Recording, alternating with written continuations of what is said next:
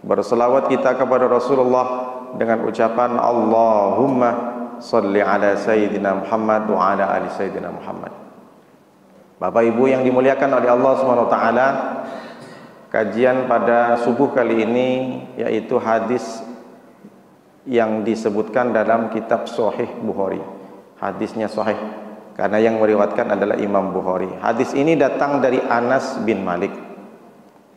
Sebelumnya sudah saya sampaikan, Anas bin Malik adalah sahabat yang umurnya panjang sampai 98 tahun. Kisahnya bagaimana beliau bisa dekat sekali dengan Nabi karena memang diwakafkan oleh ibunya Ummu Sulaim.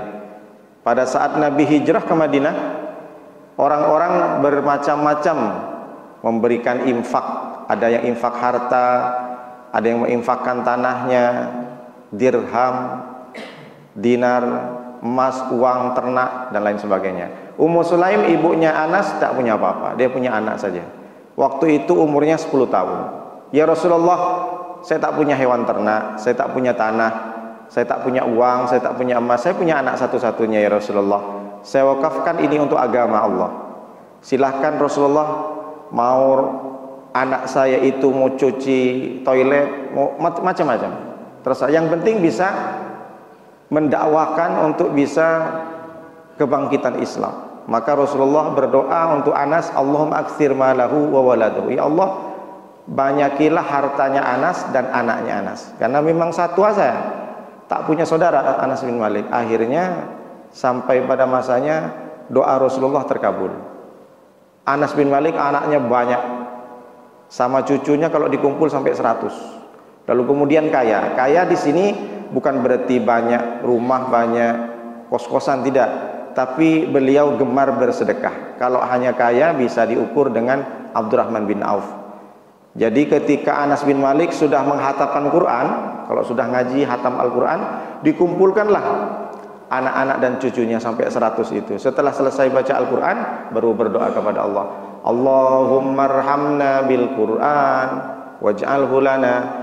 Doa yang sering dibaca anak-anak kita atau kita dulu waktu kecil itu adalah doa dari Anas.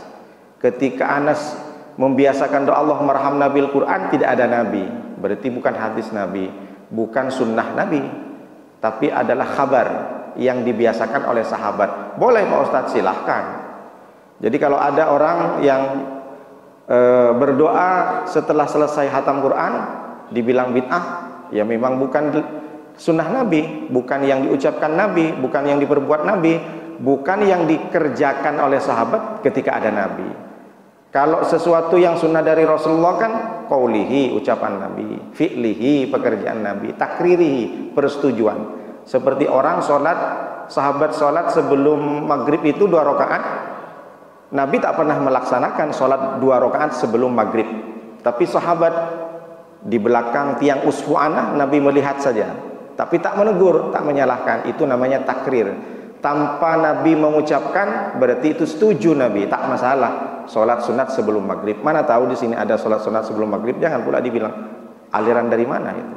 Nah, itu yang dikerjakan oleh sahabat. Tapi Anas bin Malik ini selesai membaca Allah merahmati bil Quran, buat bubur dia, buat bubur, buat kalau sekarang nasi kuning. Nah, makanya kalau anak kita hatam Quran, dibuatkan nasi kuning, dikasih ke ustadznya, dikasih ke teman-temannya, silahkan. Jadi jangan pula dibilang ini tidak ada ajarannya. Anas bin Malik setiap hatam Quran, anaknya, cucunya buat bubur, dibagi-bagikan sampai 100 orang, lalu kemudian berdoa. Maka kita minta barokah dari sahabat Anas bin Malik. Mudah-mudahan kita berjumpa dengan Anas bin Malik di surga, amin ya rabbal alamin. Bagaimana hadisnya? Qala Rasulullah bersabda, unsur akhaka zaliman au madluman. Tolonglah saudaramu yang berbuat zalim atau yang disebut dengan menzalimi, au madluman atau yang dizalimi. Ini hadisnya luar biasa nih. Kita dianjurkan menolong orang yang berzalim, orang yang menzalimi atau orang yang berbuat zalim, au madluman atau yang dizalimi. Kalau kita disuruh menolong orang yang dizalimi, gampang saja pemahamannya. Tapi kalau ada orang yang berbuat zalim disuruh tolong juga, gimana caranya? Maka sahabat bertanya, qalu ya Rasulullah, hadza nansuru mazluman. Saya paham kalau saya menolong orang yang dizalimi. Fa kaifa nansuruhu zaliman? Lalu bagaimana kalau saya disuruh untuk menolong orang yang berbuat zalim ya Rasulullah? Maka Rasulullah menjawab, qala ta'khudhu fawqa yadayhi. Maka ambillah di atas tanganmu. Artinya cegah, menolong orang yang berbuat zalim, mencegah dari atas tangan. Artinya kalau kamu sanggup mencegah orang itu dengan kekuasaanmu, maka ambil dari atas. Kalau tak bisa dengan lisanmu, kalau tak bisa dari bawah. Maknanya bagaimana? Kalau ada pemimpin yang berbuat zalim, RT, RW, maka yang di atasnya siapa? Lurah. Kalau lurah berbuat zalim, siapa yang lebih berkuasa untuk menegur lurah? Camat.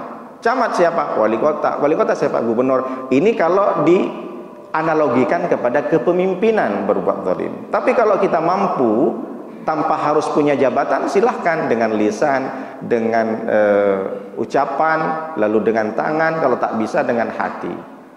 Karena zalim ini luar biasa, perbuatan dosa yang mengakibatkan siksaan yang ngeri. Apa sebenarnya zalim ini?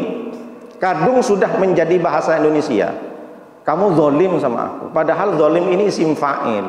Isim fa'il itu apa? Pelaku, subjek. Kalau dalam bahasa Inggris itu speak, berbicara, speaker, pembicara, subjek. Kalau agamanya Islam, yang memeluk agama Islam Muslim. Jangan pula kamu Islam, salah, kamu Muslim, orang yang memeluk agama Islam. Itu kalau diurut dengan bahasa. Tapi kadung sudah menjadi bahasa sehari-hari, kamu zalim sama aku. Padahal harusnya kamu zulm, kamu sudah berbuat zulm kepadaku.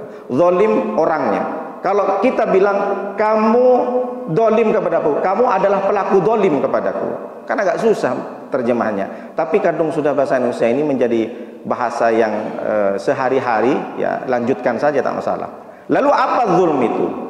Sifatnya zulm, pelakunya zalim. Zulm itu adalah gelap. Gelap. Apa kok bisa gelap? Karena kenapa disebut dengan gelap? Karena zalim berangkat dari efek dan sebab. Efeknya apa? Kenapa dia disebut gelap? Karena nanti efeknya orang yang berbuat gelap-gelap itu, maka di hari kiamat dia akan mendapatkan kegelapan. Ittaqu dzulmah fa inna dzulmah dzulumatun yaumil qiyamah. Takutlah engkau, jangan kau berbuat zalim, karena sesungguhnya zalim, kegelapan itu adalah kegelapan-kegelapan di hari akhirat. Apa itu kegelapan Pak Ustaz? Gelap. Yang kedua itu makanya disebut dengan sebab. Kenapa orang zalim? Karena dia gelap. Apa yang gelap? Hatinya gelap. Zulumatul qalbi. Gelap hatinya. Makanya ada istilah bahasa Indonesia, dia sudah gelap mata. Karena gelap mata, bukan cuma gelap mata, gelap hati. Kenapa? Bisa pula dia mukul anaknya sampai mati. Kenapa? Karena gelap hati. Hatinya gelap. Bagaimana gelap nih Pak Ustadz? Maksudnya bagaimana? Tahun baru jam 4 saya mau kajian subuh di Aliman, tak jadi karena sudah gelap semuanya. Bagaimana gelap? Kalau sudah gelap di rumah, kita tak bisa bedakan mana nasi yang baik, mana nasi yang bagus. Kalau orang sudah gelap, nabrak sana, nabrak sini, karena tak bisa pandang mata. Maksudnya bagaimana? Tak paham Pak Ustaz. Kalau orang sudah gelap, seorang suami tak bisa bedakan mana istri sendiri, mana istri orang. Dihantam aja semua. Udah gelap hatinya. Kalau hati sudah gelap, seorang pemimpin tak tahu mana sembako untuk masyarakat, sembako untuk pribadi, dihantam semuanya. Karena gelap hatinya. Tak nampak di matanya ini. Oh, ini semua milik aku. Sampai hati seorang menteri yang kaya raya ditugasin oleh pemerintah untuk membagikan bantuan COVID-19. Kaya, pengusaha, seorang menteri. Tapi bisa pula dia korupsi. Kenapa? Karena gelapnya hati. Dia tak bisa bedakan mana harta milik orang miskin, mana yang untuk makan sendiri sama anaknya. Dihantam semua, diambil semuanya. Ini maksudnya gelap. Bagaimana gelap Pak Ustadz? Rasakan. Bagaimana kalau PLN di Batam sudah memadamkan, ribut semuanya. Yang merayakan tahun baru, ribut semuanya. Ini kita harus tuntut, bersuara semua. Padahal berapa menit, berapa jam? Paling sekitar kalau kemarin tahun baru itu dari jam 4 sampai jam 5 mungkin. Ngamuk semuanya. Nah, kalau Bapak Ibu pengen tak punya kegelapan, tak dapat kegelapan di akhirat, rasakanlah bagaimana kegelapan di dunia. Kalau orang sudah gelap, ngamuk semuanya, padahal cuma dunia. Bagaimana gelapnya nanti di akhirat? Na'udzubillah min dzalik. Begitu agaknya. Jadi kalau kita nengok orang gelap, padam listrik, langsung aja, oh berarti ini yang dibahas oleh Ustadz Nuruddin untuk kajian subuh. Rasanya luar biasa. Dulu kalau di rumah itu gelap, bayi itu tersengal-sengal, sesak nafas. Dulu ada cerita dari orang-orang tua itu, kalau bayi di rumah itu sudah gelap gulita, sesak nafas, berpengaruh. Makanya gelap ini menjadi salah satu faktor orang tak bisa mendapatkan rahmat nanti. Karena nanti di padang mahsyar kita berjalan untuk sampai kepada hisab itu 10.000 tahun, tanpa alas kaki, tanpa baju sehelai pun. Kalau orang berjalan sudahlah panas karena keringat, ada panasnya matahari, belum lagi gelap, berjalan tertati-tati, bagaimana rasanya? Sudahlah panas, maka orang yang tidak ingin mendapatkan gelap tentu ada orang beriman. Makanya Allah Subhanahu wa taala mengatakan, nuruhum yas'a baina aydihim wa bi aymanihim. Orang beriman itu memiliki cahaya dari Allah, yas'a, memancarkan cahayanya di mana? Baina aydihim, di depannya, wa bi aymanihim, dari kanan dan kirinya. Orang yang beriman dia selalu merasa terang dan akan diberikan cahaya oleh Allah. Jadi dia tidak tertantuk, tidak tertabrak. Kalau sudah gelap mata, maka seorang ayah sudah tidak tahu ini anak atau ini hewan, dibunuh. Kalau sudah gelap mata, yang viral seorang anak memperkosa ibunya dan adik kandungnya karena hanya tidak diberikan uang. Kalau sudah gelap mata, seseorang yang namanya kalau dipanjangkan saya tak tahu namanya, saya dengarnya dari netizen, rojion katanya, tak tahu mana menantu mana mertua, diembat aja semua, produk sama pabriknya diembat. Sampai sekarang tak selesai. Belum lagi klarifikasi, oh itu saya katanya kebetulan saja, padahal sudah jelas. Jadi dia tidak tahu mana mertua, mana istri. Kenapa? Karena gelap hatinya. Berapa banyak kita tengok seorang perempuan membuang bayinya di dalam selokan karena gelap hatinya. Allah tidak kasih cahaya karena jauh dari Allah. Itu maksudnya gelap. Jadi kalau orang gelap tak bisa bedakan mana yang benar, mana yang salah. Semuanya dihantam, halal haram hantam semuanya. Tidak tahu dia bisa membedakan. Itulah kenapa dibilang gelap. Jadi punya efeknya nanti dapat kegelapan di akhirat. Kenapa disebut gelap? Karena dia ada sebab. Sebabnya apa? Orang bisa berbuat zalim karena berangkat dari gelapnya hati, gelapnya mata. Kenapa kok bisa gelap hatinya? Karena jauh dari Allah, tidak dapat rahmat Allah. Berapa banyak dia, berapa hari dia sudah tidak bersujud kepada Allah, berapa hari lisannya hanya sekedar membicarakan aib orang tapi tidak ingat, tidak berzikir kepada Allah. Berapa banyak yang sudah disampaikan kajian subuh tapi tidak menjadikan dia lebih meningkat imannya. Makanya datanglah zulumatul qalb, gelapnya hati. Lalu Ibnu Jauzi, Ibnul Qayyim Al-Jauziyah, yang dikutip oleh Ibnu Hajar Al-Asqalani dalam kitabnya Fathul Bari. Kitab Fathul Bari ini syarah dari Bukhari. Jadi ini kan hadis Bukhari. Kalau tak paham dengan hadis ini maka tengok syarahnya. Jadi Ibnu Hajar Al-Asqalani mengutip dari Ibnul Qayyim Al-Jauziyah tentang zalim. Zalim itu dibagi menjadi dua. Kalau Ibrahim bin Adham jadi tiga. Nanti saya jelaskan. Apa itu zalim? Yang pertama zalim kepada manusia. Yang kedua zalim kepada Allah. Bisa Pak Ustaz? Iya. Zalim kepada Allah. Gimana caranya? Saya jelaskan. Yang pertama zalim kepada manusia. Kata Ibnul Qayyim Al-Jauziyah, zalim kepada manusia yaitu adalah ahdul malil ghairi bi ghairi haqqin. Mengambil harta orang lain bi ghairi haq, tanpa adanya kebenaran, tanpa dibenarkan oleh syariat. Tapi ada Pak Ustadz ngambil harta orang lain itu yang dibenarkan syariat? Ya. Harta yang bagaimana? Hutang. Ya ayyuhalladzina amanu idza tadayantum bidainin ila ajalin musamma faktubuhu. Yang paling panjang ayat di Al-Quran bukan masalah sholat, bukan masalah puasa, bukan masalah khamar, bukan masalah judi, bukan masalah riba. Yang paling panjang ayat satu papan, satu lembar di Al-Quran tentang hutang piutang. Nah, Bapak Ibu yang punya hutang cepat bayar. Karena kata netizen itu bilang, orang yang punya hutang itu pertama santai saja, tapi kalau sudah sampai hutangnya tak dibayar, terbalik. Yang awalnya yang berhutang ngemis, yang terakhir yang menghutangin atau yang memberikan hutang yang ngemis, kebalik. Kenapa nggak dibayar-bayar? Luar biasa. Kalau ada orang sampai sekarang belum bayar, meskipun 1000 nyangkut nanti rohnya, tak sampai-sampai. Jangankan mau ke surga, ke hisab tak dihisap-hisap, pasti tak jalan tertati-tati di padang mahsyar, nggak sampai-sampai. Orang yang normal saja 10.000 tahun, ini bisa saja 100 tahun. Jadi tak dapat nikmat di akhirat nanti. Hanya menikmati panas saja. Tak nyangkut. Kenapa? Karena ada hutang. Makanya kalau orang sudah meninggal, Bapak Ibu atas nama keluarga, kalau almarhum punya hutang, silahkan. Karena yang wajib membayarkan adalah ahli warisnya. Kata Allah SWT, wahai orang-orang yang beriman, idza tadayantum bidainin ila ajali musamma, jika engkau melakukan transaksi hutang piutang, maka tentukan kepada tempat, kepada hari yang sudah ditentukan, faktubuhu, maka tulislah. Gimana tuh Pak Ustadz? Misalkan begini, saya ini mau hutang sama Bapak, sama pengurus Masjid Al-Mulisin. Pak, saya mau hutang Pak. Berapa Pak Ustadz? 2 juta. Siap Pak Ustadz, saya kasih. Tapi tunggu dulu Pak Ustadz, saya ketikkan surat pernyataan tentang perjanjian hutang piutang. Ngamuklah saya. Pak, Bapak selama ini tak percaya sama saya. Kenapa bikin surat perjanjian? Oh, ini perintah Allah Pak Ustadz. Pak Ustadz masa tak tahu?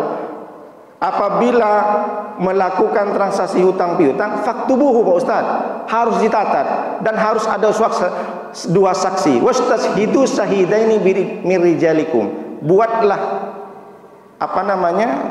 tugaskanlah 2 saksi dari laki-laki, waliyaktub bainakum katibum bil adli, dan dibentuklah orang yang tukang menulis dengan yang memiliki sifat adil. Jadi seorang ustadz misalkan tak percaya, Bapak ini selama ini tak percaya sama saya. Bukan begitu, Pak Ustadz sama Allah lebih tinggi mana? Ini perintah Allah, sementara ustadz manusia. Saya mikir, oh iya juga. Kenapa? Karena boleh jadi nanti hutang saya itu tak bisa dibayarkan karena tidak ada bukti, tak mengaku orang itu punya hutang. Maka Bapak Ibu mulai sekarang kalau mengikuti perintah Allah, berapapun orang itu berhutang, buatlah surat perjanjian, dibikin. Kalau tak terima jangan kasih hutang. Sampaikan aja ini perintah Allah. Kapan Pak Ustadz bayar? Mei. Apalagi Pak Ustadz bayar Mei. Kenapa Mei? Maybe yes, maybe no Pak Ustadz. Nanti tak bayar pula katanya. Oke, siap.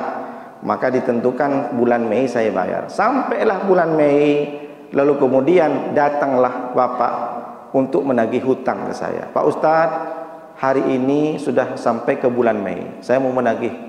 Aduh, mohon maaf Pak, kenapa? Saya belum punya uang, kebetulan kemarin bayar ini, bayar itu.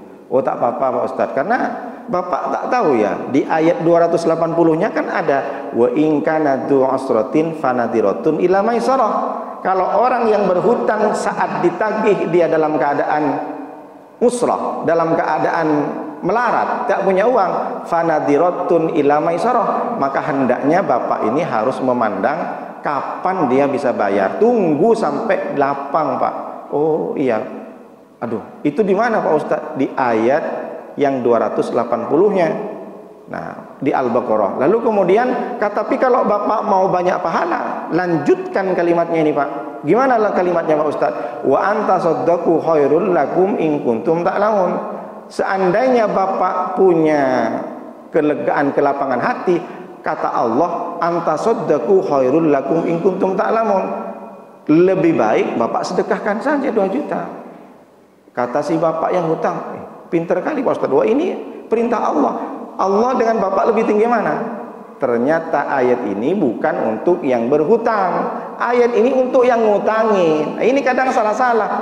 Dari saking pinternya orang yang hutang, dibacalah seperti itu. Ini perintah Allah Pak. Wa anta saddaqu khairul lakum in kuntum ta'lamun. Kalau Bapak punya niatan baik, lebih baik sedekahkan Pak 2 juta. Tidak.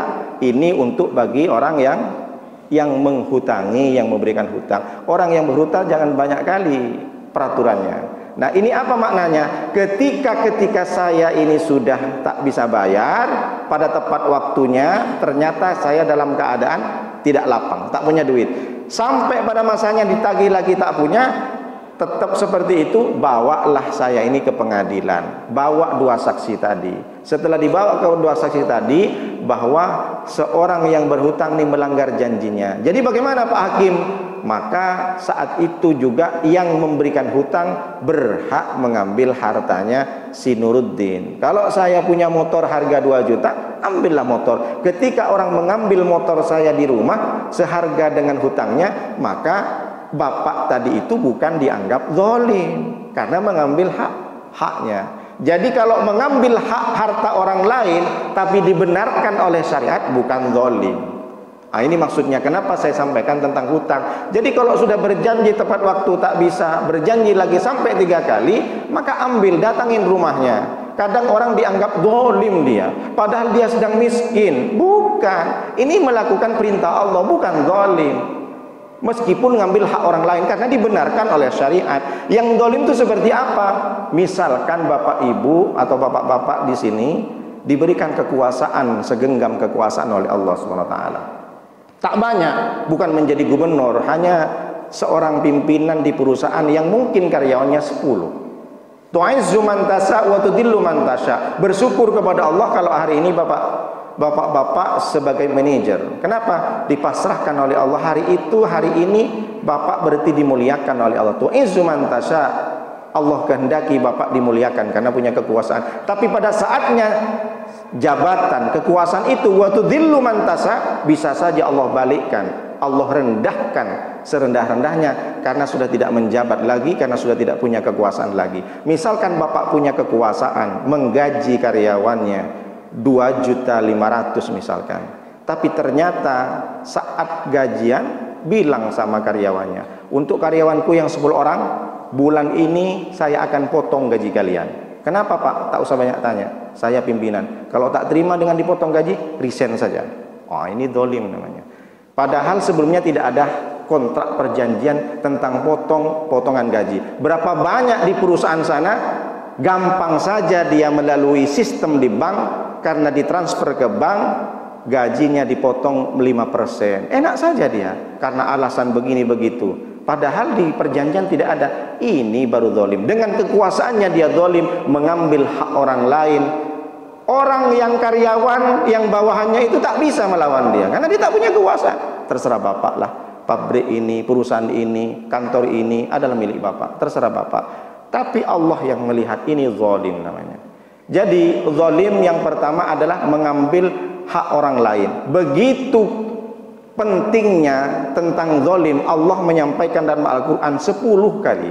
Wallahu la yahdil qaumadz zalimin. Allah tidak akan memberikan hidayah kepada orang-orang zalim. Yang pertama disebut di surat As-Saff ayat ke-7. Yang kedua di surat As-Saff ayat 71. Yang ketiga di surat Ali Imran ayat 86. Yang keempat di surat Al-Qaf ayat 10. Kalimatnya sama. Wallahu la yahdil qaumadz zalimin. Di surat Al-Maidah ayat 51. Di surat Al-Qasas ayat 50. Di surat Al-Baqarah 250. 258, di surat Al-Jum'ah ayat 5, di surat At-Taubah ayat 19. Alhamdulillah saya hafal. Wallahu la yahdil qaumadz zalimin. Allah tidak akan memberikan hidayah kepada orang-orang zalim. Na'udzubillah min dzalik. Jadi zalim itu adalah zalim yang memang mengakibatkan orang mendapatkan kegelapan di hari akhir, di hari kiamat. Meskipun dia banyak sujud, banyak umroh, tapi satu kali dia menzalimi, mengambil harta orang lain tanpa dibenarkan syariat, maka dia mendapatkan sisaan yang paling pedih di neraka. Na'udzubillah min dzalik. Lalu Rasulullah SAW menyampaikan unsur zaliman. Lalu bagaimana yang dimaksud dengan menolong orang yang menzalimi? Jadi kalau dibikin judul ini Pak Ketua, menzalimi atau dizalimi. Lalu bagaimana menolong orang yang menzalimi? Menolong dengan orang yang zalimi, kalau bisa maka ucapkan, Pak tolonglah jangan zalim. Kalau bisa, kalau tak takut, kalau menjadi perpecahan, Maka dengan kekuasaan, siapa yang lebih tinggi dari dia? Sampaikan. Oh ternyata ini lurah. Sampaikan aspirasinya kepada camat. Pak Camat, tolong lurah yang di situ tuh luar biasa Pak Camat. Sembako semuanya tak sampai, yang sampai cuma minyak goreng Pak Camat. Padahal katanya ada 5 kilo. Sampaikan ke orang yang lebih tinggi. Itu maksudnya ta'khudhu fawqa yadayhi. Lalu bagaimana kalau tak bisa dengan ilmunya? Menolong orang yang menzalimi dengan ilmu. Maksudnya bagaimana Pak Ustadz? Seorang penasehat, advisor atau lawyer. Dan sekarang kita tengok pengacara banyak menolong orang yang menzalimi, bukan mencegah, tapi membantu kezalimannya. Seperti siapa? Bukan cuma zaman Nabi Muhammad. Sebelum Nabi Muhammad, zaman Nabi Musa ada namanya Haman. Disebutkan oleh Allah di Al-Quran, Inna fir'auna wa Haman kanu khati'in wa junudahuma kanu khati'in. Sesungguhnya Fir'aun dan Haman dan tentaranya adalah orang-orang yang salah. Siapa Haman? Haman ini pembisik dari Fir'aun. Fir'aun sebenarnya dia orang baik, tapi karena pembisiknya ini, penasehatnya, dia memberikan pertolongan, bukan membantu dalam mencegah, tapi membantu untuk melancarkan aksi-aksi kejahatannya. Begitu juga kita lihat pemimpin. Saya tak sebut pemimpin apa. Orang pemimpin rusak, raja rusak, bukan karena perbuatan kejamnya, tapi karena pembisiknya ini berbahaya. Dan kita lihat pembisiknya nih memang tidak tampil di layar, di belakang, tapi terbentuklah, terciptalah kebijakan-kebijakan yang menyengsarakan rakyat.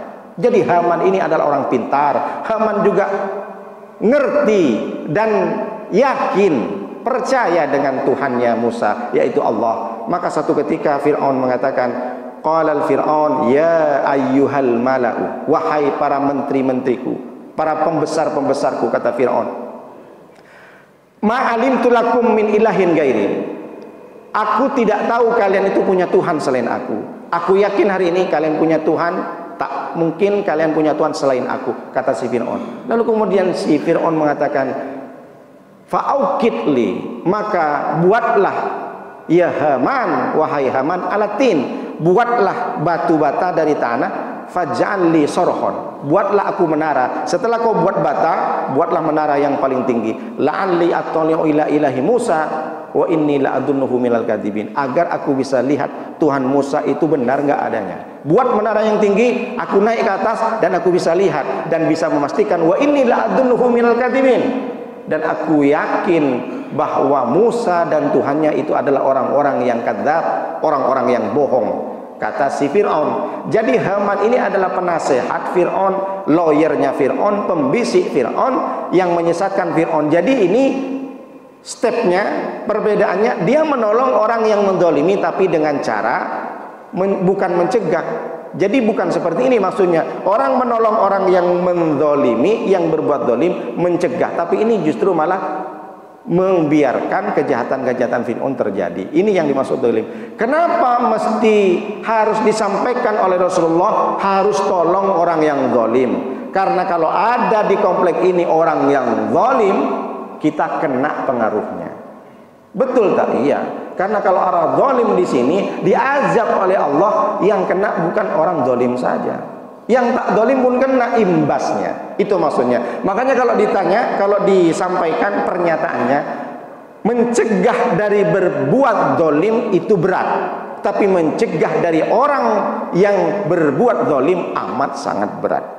Makanya Allah menyampaikan, wattaqu fitnatan, takutlah engkau kepada fitnah, azab maksudnya. La tusibannal ladzina dzalamu minkum khassah, karena azab dari Allah itu tidak mengenai alladzina dzalamu minkum khassah, khusus kepada orang zalim. Kita lihat tsunami diberikan oleh Allah, apakah orang yang durhaka dan berbuat dosa saja yang mati? Tidak. Orang yang ahli ibadah, anak seorang perempuan yang menggendong anaknya, tiba-tiba ada tsunami. Gempa di Cianjur, apakah yang diberikan gempa oleh Allah yang meninggal adalah orang yang zalim saja? Tidak. Orang yang baik-baik saja ini juga terkena. Tidak ada istilah diseleksi oleh malaikat. Oh ini banyak ibadahnya, oh ini kajian subuh. Kalau Allah sudah berikan azab ke Batam ini, semua bisa mati juga, bukan hanya orang zalim. Berarti apa? Kalau kita hidup di antara orang-orang yang zalim, mengerikan.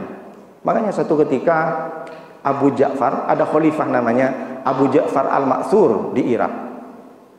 Beliau mengundang Imam Sufyan Ats-Tsauri. Imam Sufyan Ats-Tsauri ini ulama besar, madhab juga. Kalau kita kan madhab Syafi'i, madhab ini kan banyak, bukan hanya 4. Yang masyhur ada 4. Imam Sufyan Ats-Tsauri ini juga punya madhab. Banyak di Irak ini mengikuti madhabnya Imam Sufyan Ats-Tsauri. Imam itu kiai, kalau di sini kiai. Jadi diundang oleh khalifah, oleh raja di Irak namanya Abu Ja'far Al-Ma'thur. Wahai imam, silahkan datang ke istana, saya undang untuk pengajian, untuk tausiah misalkan. Diundang 1 kali, Sufyan ini tidak hadir. 2 kali tak hadir, 3 kali pun tak hadir. Qadarullah, saatnya dia ditakdirkan oleh Allah ternyata bertemu di depan Ka'bah, sama-sama umroh. Lalu datang disamperin sama Abu Ja'far. Imam Sufyan Ats-Tsauri nunduk saja, tak nyapa meskipun berpapasan. Wahai Imam Sufyan Ats-Tsauri, kenapa saya undang 3 kali berturut-turut engkau tidak bisa menghadiri undanganku? Kenapa? Bukankah hak seorang muslim itu ketika diundang datang? Hakul muslimi alal muslimi situn. Haknya orang Islam kepada Islam yang lain ada 6. Yang pertama, idza laqitahu fasallim alaihi. Kalau bertemu sesama muslim, maka ucapkan salam. Wa idza da'aka fa'ajibhu. Kalau kalian diundang dengan saudaramu yang muslim, fa'ajibhu, datanglah. Lalu yang ketiga, wa idzastansaha fansahhu, wa idzastansahka fansahhu. Ketika engkau minta nasihat, maka berikanlah nasihat dia. Lalu yang selanjutnya, wa idza atasha, ketika ada orang lain yang bersin, fahamidallah, ketika orang lain bersin mengucapkan alhamdulillah, fasamithu, maka jawablah yarhamukallah. Lalu yang kelima, yang kelima, kata Rasulullah, wa idza maridah fa'udhu, kalau ada orang sakit jenguk. Yang keenam, yang terakhir, wa idza mata fatba'hu, jika ada orang yang meninggal maka iringi sampai ke kuburannya. Itu hak orang muslim. Salah satunya adalah ketika ada yang ngundang, datanglah. Itu baru hak. Jangan mengaku muslim kalau diundang orang lain sebagai muslim tak datang, berarti dia belum sempurna muslimnya, bukan mukminnya. Maka kata si Imam Sufyan Ats-Tsauri tidak menjawab. Dia dijawab dengan surat Hud ayat 113. Apa kata si Imam Sufyan Ats-Tsauri? Wala tarkanu ilal ladzina zalamu fatamassakumun nar. Janganlah engkau condong, janganlah engkau dekat-dekat dengan orang yang zalim. Fatamassakumun nar, kalau engkau selalu dekat dengan orang zalim, maka engkau kena jilatan api neraka. Nauzubillah min dzalik. Kita tidak berbuat zalim, tapi kita dekat-dekat dengan orang zalim, sama dengan dia mendukung dengan kezalimannya, maka kita kena jilatan neraka. Memang tak masuk neraka, tapi terkena jilatan. Imam Sufyan Ats-Tsauri bukan tak mau mendatangi pemimpin yang zalim pada saat itu, tapi dia takut nanti aku masuk surga tapi masih dijilat oleh neraka. Sekali-kali dijilat. Kenapa? Karena dengan diamnya kamu berkumpul dengan orang-orang zalim, berarti kau dianggap sama saja berbuat zalim tapi semi zalim. Nah, ini kan luar biasa. Jadi dari sekarang kalau bapak nengok orang zalim, tak usah takut, sampaikan dengan sopan, Pak, janganlah zalim. Tapi kalau betul-betul hatinya ini sudah siap gitu, takutnya orang itu langsung refleks saja, main parang pula, repot juga. Pak, jangan zalim. Kenapa kau? Mentang-mentang pengajian, aku dianggap zalim pula katanya. Jadi cari orang yang bisa mempengaruhi dia, cari orang yang lebih tinggi dari dia. Jadi zalim yang pertama adalah zalim kepada manusia, berarti dia mengambil haknya orang lain. Lalu yang kedua, zalim kepada Allah. Nah, ini yang luar biasa. Gimana caranya zalim kepada Allah? Maka Ibnul Qayyim Al-Jauziyah mengatakan, zalim kepada Allah itu adalah mubarazatur rabbi bil mukhalafah. Mubarazah, menentang Allah dengan menyelisihi perintahnya. Diambil dari kata barazah. Barazah itu adalah duel, menantang orang untuk berduel, menantang orang untuk berantem. Berarti orang yang zalim kepada Allah adalah orang yang ngajak berantem sama Allah. Ini kan luar biasa. Apa maknanya? Kalau ada orang baru belajar tinju misalkan, lalu kemudian dia mengajak tanding sama Mike Tyson, kan gila. Mana Mike Tyson itu? Baru belajar seminggu, dihantam sekali, pingsan lah. Mana itu Habib Nurmagomedov misalkan, mana Manny Pacquiao, mana Chris John misalkan. Dia belajar baru seminggu, ngajak tanding orang yang lebih mahir. Ini ngajak tanding sama Allah. Mubarazah ini adalah duel 1 lawan 1. Dulu zaman perang, dia ada yang mengikuti taktik perang, etika perang itu tidak harus berantem prajuritnya. Dia panglima bawa prajurit 10.000, panglima bawa prajurit 10.000. Yang berantem bukan prajuritnya, panglima sama panglima. Nah, gimana? Kalau satu panglima kalah, maka prajurit yang 10.000 pulang. Ada yang seperti itu etika peperangan. Jadi tak perlu harus perang semua. Tanding dulu antara panglima TNI-nya, mana yang menang, nah, barulah dia yang dikatakan menang. Yang kalah meskipun masih banyak serdadunya pulang karena kalah panglimanya. Nah itu jadi kalau mubarazah, orang yang zalim kepada Allah ngajak berantem sama Allah. Maksudnya bagaimana? Disuruh oleh Allah jangan main judi, tapi judi. Masuk berapa kali umroh, pulang ke rumahnya masih main gaplek pakai judi. Katanya sudah hijrah, katanya ikut kajian subuh, katanya sering berjemaah. Di HP-nya masih banyak video-video vulgar. Di HP-nya, di Facebook-nya masih follow akun-akun yang menjauhkan diri dari Allah. Ditengoklah aurat-aurat. Berarti dia menentang Allah. Kenapa? Karena dia tidak ikutin perintah Allah. Seandainya ada orang yang bermaksud seperti ini, kata Ibnul Qayyim al-Jauziyah, berarti dia ngajak berantem sama Allah. Cuma kita tak paham maknanya. Jadi dianggap biasa. Orang bermaksiat dianggap biasa. Orang membicarakan aib orang dianggap biasa. Padahal saat itu dia zalim kepada Allah. Zalim ke atas kepada Allah, zalim ke bawah kepada manusia. Gimana? Komplit ada yang mengerjakan dua-duanya? Iya, ada yang satu-satu. Ada yang zalim kepada manusia, diambil semua, dimulai dari hewan harimau sampai ikan teri, diembatnya semua, diambil hak orang lain. Itu zalim namanya. Pelitnya luar biasa. Mulai dari ayam, mulai dari sapi sampai ke daging ikan yang paling kecil saja tak pernah dia ngasih ke tetangga. Pelitnya luar biasa, padahal mampu. Zalim kepada manusia. Di samping kanan kiri ada anak yatim dan orang miskin yang belum makan. Asik nak dia pamer-pamer sana sini, memamerkan emasnya, memamerkan baju jubahnya segala macam. Tapi di sampingnya ada orang yang tidak memakai baju, compang-camping anak yatim. Zalim kepada manusia. Ada yang zalim kepada manusia tapi ke Allah bersujud, berarti ini zalim kepada manusia. Zalim kepada ke bawah tapi tak zalim kepada Allah. Memang dia itu sujud umroh berkali-kali tapi dia pelit, tapi dia tak pernah bersedekah. Ini zalim kepada manusia saja tapi tak zalim kepada Allah. Ada yang zalim kepada Allah, tak zalim kepada manusia. Seperti apa? Seorang manajer punya perusahaan, sudahlah karyawannya digaji lebih dari UMK, dikasih THR 3 kali gaji, dikasih tunjangan, dikasih insentif lain sebagainya. Luar biasa dermawan, baik sekali. Tapi tak pernah keningnya sujud di depan Allah, tak pernah sholat. Memang dia bikin masjid, memang dia buat sedekah sampai 1 miliar, sedekah membagikan sembako luar biasa sampai dipuji-puji orang. Ternyata dia tak pernah sedikit pun, sehari pun dia tak pernah sujud untuk kepada Allah. Dia menganggap sedekah itu hanya menyelamatkan, tapi lupa dengan Allah. Ini yang luar biasa. Memang tak zalim kepada manusia, tapi zalim kepada Allah. Apalagi sholat. Sholat ini kata Rasulullah SAW, man taraka shalah muta'ammidan faqad kafara jiharan. Orang yang meninggalkan sholat maka sungguh dengan sengaja, maka sungguh dia kafir secara nyata. Rasulullah tak pernah menyampaikan sabdanya, orang yang minum khamr kafir, tidak ada. Orang yang berzina kafir.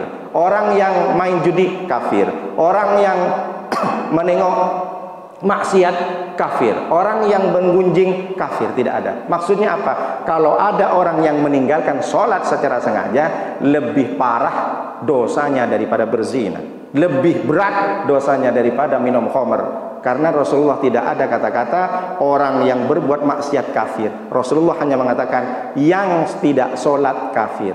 Maka meskipun dia tidak zalim kepada manusia, tak pernah sujud keningnya ini kepada Allah, zalim kepada Allah. Lalu yang terakhir, zalim kepada hewan, kata Ibrahim bin Adham. Dia tidak menyayangi hewan. Seperti apa? Satu ketika Ibrahim bin Adham datang, misalkan beliau tinggal di Batam, saya ilustrasikan seperti ini. Ibrahim bin Adham berangkat ke Pinang beli buah banyak, rambutan misalkan. Lalu sampailah, setelah dari Tanjung Pinang balik lagi sampai ke Punggur, tolak lagi ke Tanjung Pinang. Lalu ditanya sama orang Tanjung Pinang, loh Bukannya barusan kamu sudah naik kapal, sekarang kan sudah sampai lagi ke sini. Ada apa? Apakah buahnya busuk? Tidak. Apakah harganya terlalu mahal? Tidak. Apakah ada yang ketinggalan di Tanjung Pinang? Tidak. Apa kata Sa'imbar bin Laham? Saya ke sini untuk mengembalikan semut yang ada di rambutanku, yang ada di buahku. Kenapa emangnya? Saya kasihan sama semut yang ada di buahku ini. Karena hidup di perantauan itu sangat pedih, sangat susah, sangat sedih. Kalau dia tidak bertemu dengan orang, bayangkan, sampai sengaja saya bawa semut dari Tanjung Pinang, dibawa ke Batam. Gimana nasib anak menantunya di Tanjung Pinang? Gimana dia, saudara-saudaranya? Belum lagi sampai di Batam, dia mesti harus berkenalan dulu, harus adaptasi dulu. Coba bayangkan, Ibrahim bin Adham bukan hanya memikirkan manusia, sampai rasa empatinya sampai ke hewan. Ini kadang beda kalau orang lain kan. Nengok sekali ada orang yang memang kerjaannya cuma bunuh hewan, masuk ke hutan, ambil obor, tak ada masalah. Tengok mana semut, dibakar aja semua. Kalau nengok sampai Ibrahim bin Adham, apa tak sakit hati? Dia saja tanpa sengaja membawa semut di rambutannya saja dia merasa bersalah, apalagi nih orang yang membakar semut. Kan ada orang tidak ada kerjaan, bawa obor masuk hutan, asik nak dibakar aja semua, padahal tidak ada salah. Atau kita menyiksa hewan, membunuh hewan tapi menyiksa. Ada lalat misalkan, atau apa saja, nyamuk dan sebagainya, dikepok tak langsung mati. Kan sudah saya sampaikan di hadisnya, fa'asinul kitlatah, maka berbaiklah membunuh dengan cara yang baik kepada hewan. Ini kadang masih disiksa hewan. Lalat itu diambil dulu sayapnya satu, yang satu dipanggil, habis itu kau bilang sama lalat yang lain, kalau tetap mengganggu muka begini nasibnya. Lalat itu gimana mau mati, mau bunuh diri pun tak bisa lalat itu. Artinya apa? Yang ketiga ini zalim kepada manusia, dia punya rasa sayang, tidak punya rasa sayang kepada hewan. Zalim kepada hewan, tidak punya rasa sayang kepada hewan. Ibrahim Adham ini tidak hanya sekedar simpati dan empati kepada manusia, tapi dia sampai hatinya kepada hewan. Begitu agaknya zalim yang diajarkan oleh para ulama salaf dan para sahabat-sahabat Nabi Shallallahu Alaihi Wasallam. Jadi sekarang kita sudah tahu, zalim kepada manusia mengambil haknya orang lain, zalim kepada Allah dia berbuat maksiat, menyelisihi Allah, menentang Allah, bahkan mengajak duel sama Allah. Lalu yang ketiga, zalim kepada hewan, dia tidak menyayangi hewan. Irhamu man fil ardi irhamkum man fis sama. Berkasih sayanglah kalian kepada seluruh penduduk bumi ini tanpa terkecuali, maka penduduk langit akan berkasih sayang. Apakah salah Ibrahim bin Adham? Masa hewan mesti kita kasih sayangi? Emang ada perintahnya, ada dalilnya? Ada. Surat Al-An'am ayat 38. Apa kata Allah? Wa ma min dabbatin fil ardi wala ta'irin yatiru bi janahihi illa umamun amsalukum. Tidaklah hewan yang melata di muka bumi ini wala ta'irin yatiru bi janahihi, dan tidaklah burung yang terbang dengan sayapnya illa umamun amsalukum, kecuali mereka adalah umat-umat sama dengan kalian. Allah yang menyampaikan.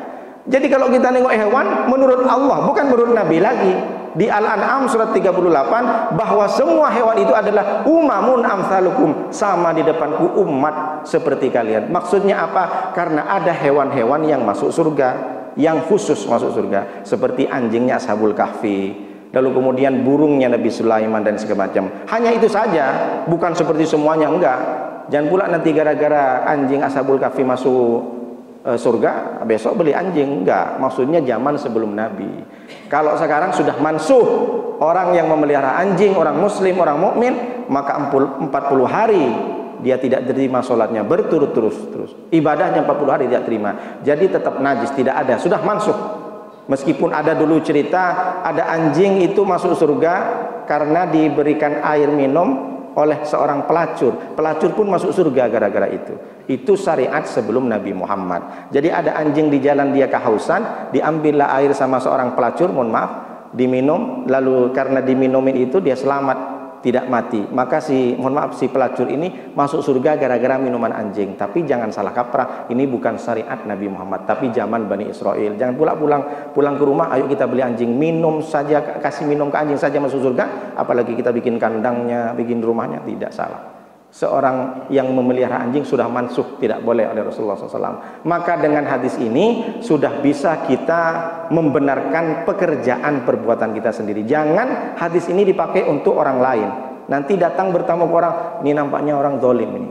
Tapi dolimnya didolim kepada manusia, dolim bukan kepada Allah, bukan. Semua hadis dan ayat Al-Quran yang kita tahu untuk diri kita sendiri, bukan untuk orang lain. Maka mudah-mudahan dengan hadis yang zalim, menolong orang yang zalim dan menolong orang yang zalimi, bisa menjadikan kita lebih berhati-hati dalam mengambil haknya orang lain. Ini haknya anak yatim, ini dititipin oleh orang untuk dibagikan ke orang lain. Hati-hati, kalau bisa jangan terima, karena nanti cenderung kepada syubhat. Mana tahu bapak-bapak ini punya kekuasaan, jadi diberikan amanah oleh pemerintah untuk membagikan sembako. Kalau bisa jangan ambil satu pun meskipun dapat, karena berbahaya. Zalim mendapatkan kegelapan di hari kiamat. Bagaimana kalau kita di dunia ini mendapatkan kegelapan? Begitulah, semua orang teriak, orang gerah panas.